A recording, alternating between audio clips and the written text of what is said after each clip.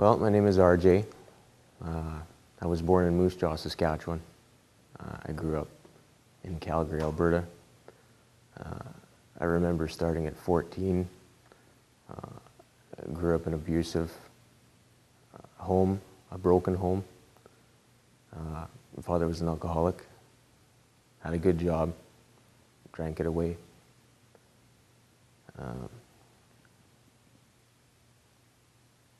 Went to school, didn't fare so well. I quit. I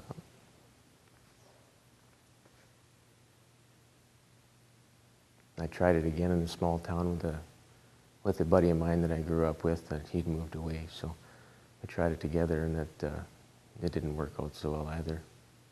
So I moved to small town Viking, Alberta with my uncle. Not knowing what kind of problems he had, I guess I kind of walked into that one. Tried school again, didn't work out.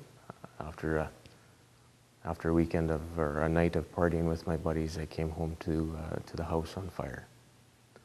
So I ended up staying across the street with a schoolmate for a day or two until life could get somewhat back on track, and tried school again, and just emotionally didn't work out. So I managed to keep getting myself into trouble, kind of the wrong way. Yeah, I do believe there was a time actually I had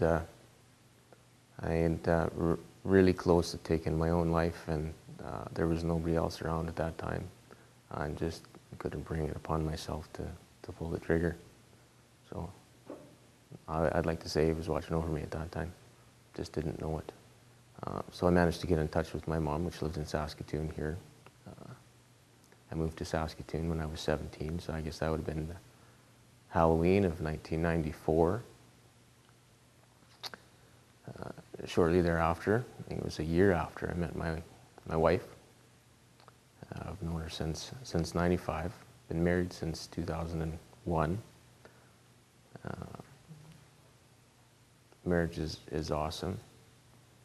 Had our first child in 2000. Our daughter Krista had a lot of medical problems, rendered her in the hospital for quite some time. So we'd kind of refrained from having more children until actually just last year. So we'd had a baby boy. He's 6 months old now.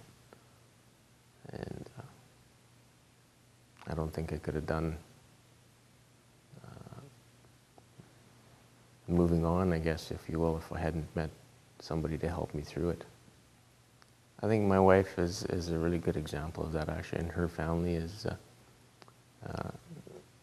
sort of a co-leader, if you will. They've spoken to me about their troubled pasts and what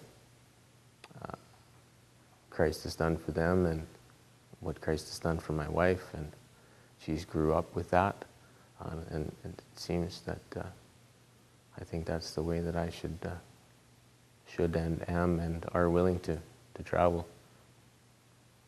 And actually, just as of Boxing Day of 2009, I've accepted Christ into my life. You know, things that I couldn't do before, I think I can do now, but with a little bit more believing and some help.